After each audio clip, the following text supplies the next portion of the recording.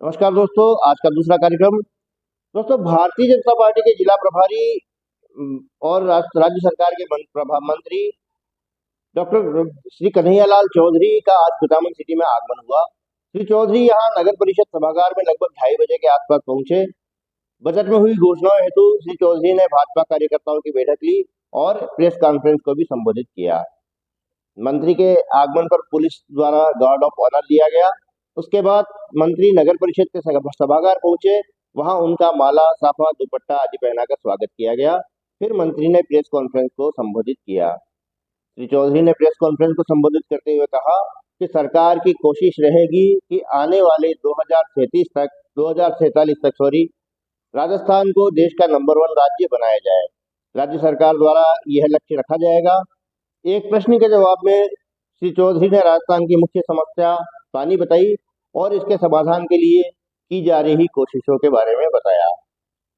अविनाश गहलोत द्वारा कांग्रेस की दादी वाले बयान पर दोस्तों आप जानते हैं, परसों विधानसभा में भाजपा के मंत्री अविनाश गहलोत द्वारा इंदिरा गांधी के लिए ये शब्द काम में लिए गए थे कि ये पूरे कांग्रेस की दादी है, और उस पर नाराज होकर कांग्रेस के 6 विधायकों को निलंबित, जो वहां पे बवाल मचा दिया था, और उन 6 विधायकों को वहां पे, जिनमें गोविंद सिंह डोटासरा, मकराना विधायक जाकिर हुसैन आदि शामिल थे, उन्हें विधानसभा की कार्रवाई से निलंबित कर दिया गया था। उसके बाद सारे विधायक विधानसभा के बाहर धरने पर बैठ गए थे। तो उसी संदर्भ में जब अविनाश गहलोत के बारे में श्री कन्हैयालाल चौधरी से प्रश्न पूछा गया, तो श्री चौधरी ने कहा कि अविनाश गहलोत जब अपने बयान पर माफी मांग चुके हैं तो बवाल खड़ा करने का औचित्य ही नहीं रह जाता है। मंत्री ने यह भी कहा कि प्रदेश अध्यक्ष डोटासरा और टीकाराम जूली के बीच में एक होड़ सी थी कि वो कौन ज्यादा बाजी मार के ले जाए। मंत्री ने इसे विपक्ष की साजिश करार भी दिया।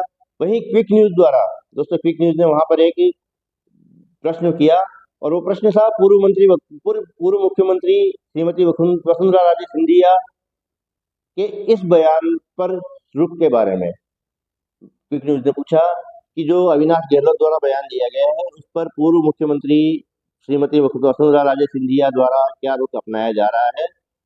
तो मंत्री ने इस सवाल को टाल दिया। दोस्तों, आप वीडियो में देख सकते हैं, आने आपको वीडियो दिखाएंगे। ये कन्हैयालाल चौधरी द्वारा जो प्रेस कॉन्फ्रेंस की गई थी उसके बारे में। तो वहां पर क्विक न्यूज के सवाल को मंत्री सीधे टाल गए।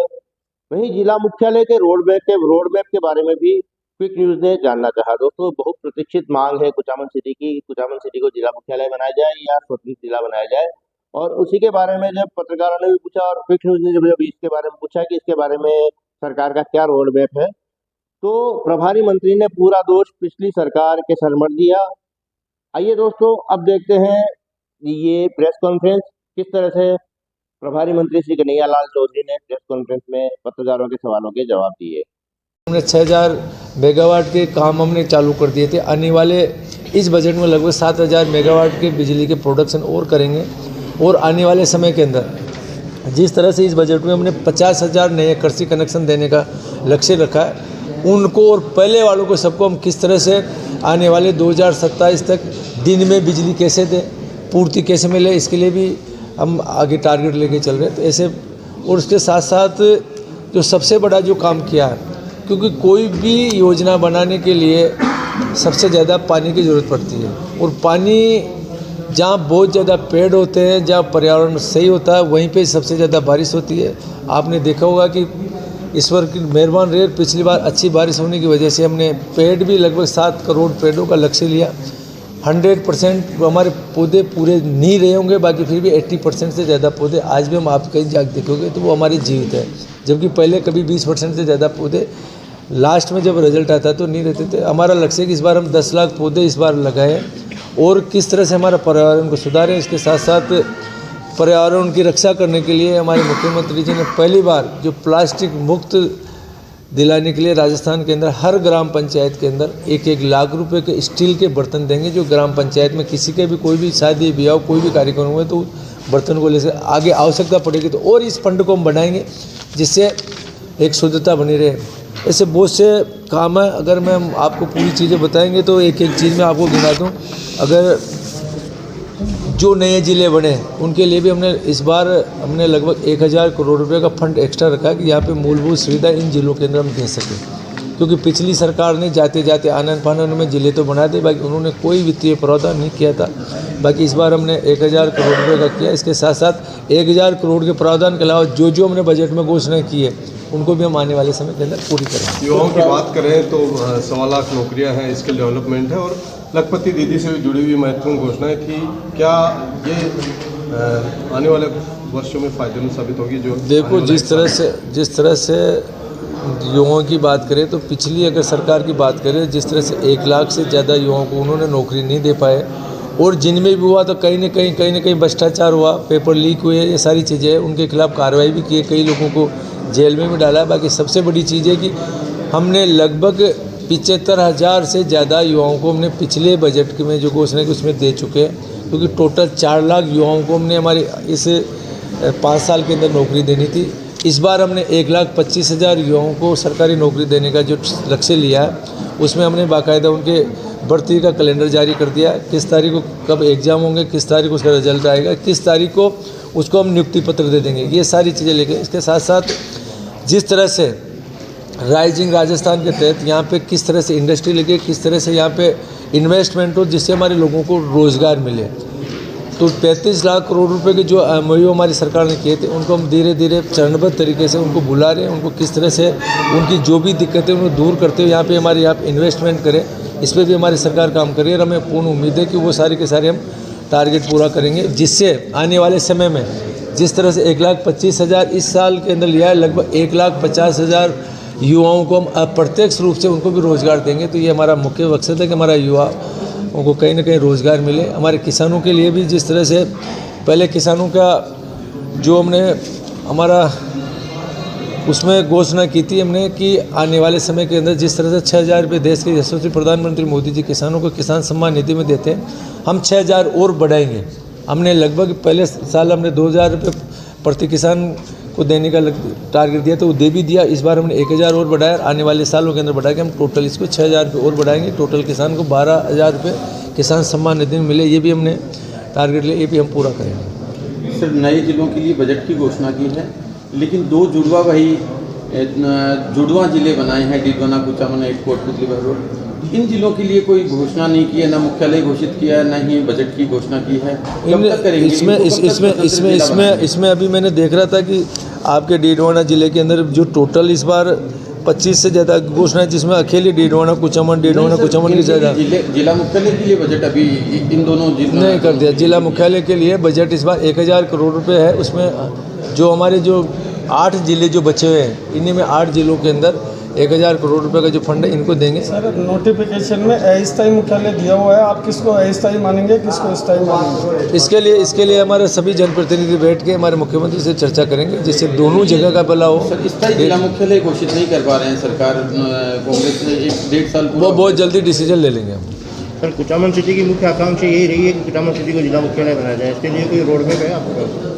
रोड मैप तो जिन्होंने पहले किस आधार पर बनाया उस पर समीक्षा करेंगे, उन्होंने किस तरह से मुख्यालय जो पिछली सरकार ने कहाँ रखा था, अब दोबारा क्या चीज़ है, उस पर समीक्षा करके बैठ कर। वर्तमान बजट में बड़ी घोषणा की गई है जिला न्यायालय की। डीडवाना कुचामन जिले में कुचामन में 25 बीघा जमीन जिला न्यायालय के लिए पहले से ही आरक्षित है और वो सुपुर्दगी भी न्यायालय ने ले ली है, तो आप क्या कहेंगे?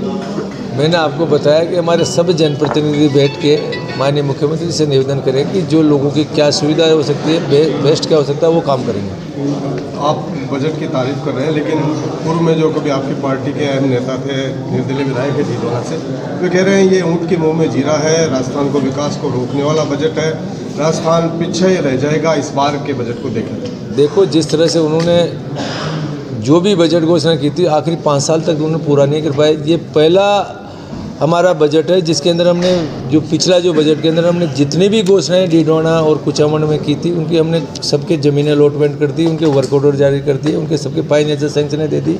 और इस बजट में भी पहली बार आपने देखा होगा कि जो भी प्रभारी मंत्री, प्रभारी सचिव जिले में जाके उनके लिए क्या क्या तकलीफें बजट के अंदर, कोई ऐसा नहीं हो कि कोई बजट की घोषणा करते उसकी ज़मीन टाइम पे नहीं मिले, सारे काम कर रहे हैं। और हम आपको विश्वास दिलाते हैं कि इसी मार्च के महीने के अंदर जितनी भी हमने बजट में घोषणा की फाइनेंशियल सैंक्शन निकाल देंगे और आने वाले समय में उनका काम चालू हो जाएगा। आपका एक मंत्री ये कह रहा है कांग्रेस की दादी पिछले 3 दिनों से खूब चर्चा में है, ये किसी दिवंगत प्रधानमंत्री का अपमान नहीं है? देखो, मैं इस चीज़ को दूसरे रूप में कहना चाहूँगा कि अगर गलती से उन्होंने, क्योंकि दादी जब बाहर जाने के बाद में कांग्रेस के माननीय सदस्यों ने पूरी आपके मीडिया में बाइट दी कि साहब 100% इंदिरा जी हमारी दादी है, दादी है, दादी है। जब वो कह रहे हैं बाहर, खुद वो कह रहे हैं कि हमारी इंदिरा जी हमारी दादी है, माननीय हमारे मंत्री महोदय ने अगर ये बोल दिया कि भाई आपकी दादी है, तो उन्होंने ये भी साथ साथ ये भी कहा था कि अब हमने गलती होगी, इसको अगर दादी कहने से तो इसको जो भी डिलीट किया जाए। उसने माफ़ी मांगने के तभी कह चुके थे। बाकी सबसे बड़ा दुर्भाग्य उस चीज़ को इन्होंने ज़्यादा हाईलाइट करने के लिए आपस के अंदर दोनों नेता प्रतिपक्ष और प्रदेश अध्यक्ष आपस में होड़ मची हुई कि कौन आगे बोले, कौन चीज़ करे। इस चक्कर के अंदर जाके पहली बार आज़ादी के बाद के अंदर विधानसभा में ऐसा करते किया कि जो हमारे सदन के जो हमारे अध्यक्ष जी के मेज पे चढ़ के अगर उनके साथ वो करे थे, इससे बच्चे भी क्या, तो उन्होंने एक तरह से काफ़ी बड़ा करते किया। धरना समाप्त करने के लिए क्या प्रयास करेगी? धरना समाप्त करने के लिए कर रहे हैं, उनसे कह रहे हैं कि जो भी आपने गलती की उसी गलती पर माफ़ी मांग लो। जब हमारा मंत्री ने कोई गलती से निकल गया तो हमारा मंत्री कह रहा है कि मैंने मेरे से गलती से होगी तो मैं माफ़ी मांगता हूँ। बाकी आप जब कांग्रेस के सभी सदस्य कहते हैं कि साहब हमारी इंदिरा जी हमारी दादी है, सारी चीज़ें, तो उसी आधार पर उन्होंने बोला। उनके स्टेटमेंट आप देखो, वैसे तो सबकी दादी हो गई, सभी की दादी है, सभी की दादी है सर, उसमें। इस घटनाक्रम पे मैडम वसुंधरा राजे का क्या व्यू रहते हैं? ये वसुंधरा जी से पूछो। सर यूनुस खान जी के बयान पे चाहेंगे प्रतिक्रिया। वो कह रहे हैं ये बजट है नाकाफी है और राजस्थान के विकास को रोकने वाला है। पूर्व विधायक बीजेपी के रहे हैं, देखो, वर्तमान में निर्दलीय है। देखो जिस तरह से बजट का आकार जो बढ़ रहा है, पिछली बार जब था कांग्रेस के समय में 3.5 लाख करोड़ का बजट था, आज बढ़ते हुए हमने 5.5 लाख करोड़ का 2 लाख करोड़ रुपये हमने 2 साल के अंदर एक्स्ट्रा बजटीय प्रावधान किया है। तो कहीं ना कहीं राजस्थान की जनता के लिए किया है, उसकी व्यवस्था की है। तो ये तो जो भी बोले, बाकी आंकड़े बोलते हैं कि आंकड़े किस तरह से बोल रहे हैं, और जो बजट है ये है कि आने वाले समय में राजस्थान परमानेंट कैसे विकसित हो। टेम्परेरी ऐसी कोई लोक लुभावनी घोषणा नहीं है। हमारा हम चाहते हैं कि आम आदमी को केवल लोक लुभावनी की घोषणा के अलावा उसको स्थायित्व क्या चाहिए, उनको किस तरह से रोजगार मिले, किस तरह से किसान की उन्नति हो, ये समझते हैं हमारे मुख्यमंत्री जी ने ये बजट की घोषणा। बजट में 150 यूनिट फ्री की घोषणा की है, इसमें लोगों को असमंजस है, किसको मिलेगी? जो सोलर नहीं लगा रहा तो उसको 100 यूनिट देंगे, जो सोलर लगा लिया तो उसको 150 यूनिट हम फ्री देंगे, और सोलर की जो सब्सिडी वो एक्स्ट्रा देंगे। जो पीएम सूर्य अगर योजना चल रही है वो जो भी कोई लगाएगा उसको 150 यूनिट तक हम फ्री देंगे। सर, सोलर तो गरीब आदमी के पहुंच के बाहर है ना। 78,000 रुपये सब्सिडी दे रही है। अब गरीब आदमी तो इससे ज़्यादा 25 साल तक आने वाले समय में उसको पूरी बिजली फ्री मिले सारी। ठीक है सर, बहुत बहुत धन्यवाद कुचामन के मीडिया के। दोस्तों, इसके बाद भाजपा जिलाध्यक्ष श्रीमती सुनीता रांदड़ ने भी प्रेस को संबोधित किया। वो भी देखिए एक छोटा सा वीडियो। तो किस तरह से इस बजट को देख रही है, महिलाओं के लिए बात करें। आपने इसमें अभी खुद ही जैसा अभी पूछे थे माननीय मंत्री, जैसे कि लखपति दीदी की भी बात की गई है, तो महिलाओं को तो मद्देनजर रखकर ये बजट लाया गया है। हर जगह उनके विकास की बात की जा रही है, चाहे वो किसान हो, चाहे वो रोजगार के क्षेत्र में हो, हर जगह उनके लिए अवसर उपलब्ध कराए जा रहे हैं। दोस्तों, इस कार्यक्रम में प्रभारी मंत्री के अलावा डीडवाना भाजपा के पूर्व उम्मीदवार श्री जितेंद्र सिंह जोधा, भाजपा जिलाध्यक्ष श्रीमती सुनीता रांदड़, कुचामन से श्रीमती बरखा जैन, श्री बुद्धाराम गरबा, मंडल अध्यक्ष श्री बाबूलाल मारवाड़ा, श्री रवि भार्गव, श्री सुरेश टिकवाल, श्री गिरिराज शर्मा आदि काफी संख्या में भारतीय जनता पार्टी के कार्यकर्ता इस कार्यक्रम में मौजूद थे। तो धन्यवाद दोस्तों, आभार, शुक्रिया।